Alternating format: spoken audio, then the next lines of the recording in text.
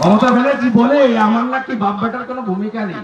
সেলিমের লাশটা দেহটা পাঁকে ফুটে দিয়েছিল সিপিএম ভাঙাবেড়া ব্রিজে 2007 সালের 7ই জানুয়ারি। এই বাংলা তুলেছিল জাদুবাড়ি চরে শেখ সেলিমের লাশ, এই লোকটা তুলেছিল। এই লোকটা শহীদ জননী ফিরোজা বিবিকে এমএলএ করেছিল সুফিয়ান তাহেরের নাম কেটে দিয়ে। এই লোকটা আমাকে শিখাবেন আপনারা।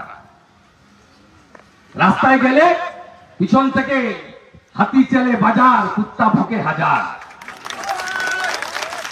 আমার কিচ্ছু করতে পারবে না, দেখবি আর চলবি লুচির মতো ফুলবি, কিচ্ছু করতে পারবে না আমার। আপনারা আমার সাথে থাকুন, আমার অনেক প্রোগ্রাম আছে, আরো ভালো করে বলবো পরশু দিন। বড় সভা আছে, 20-25 হাজারের সভা।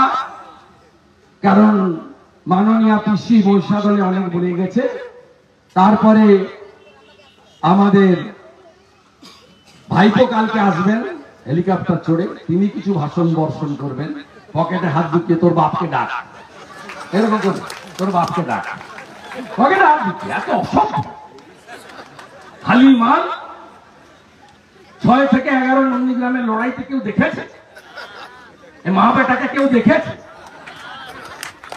14ই মার্চের পরের দিন সকালবেলা এসেছিল, বলছে মাথা ঘুরে গেছে, অন্ধকার বলে অজ্ঞান বলে ছুটে পাইনি। হত কাটবো আমি, কই খাবে তুমি?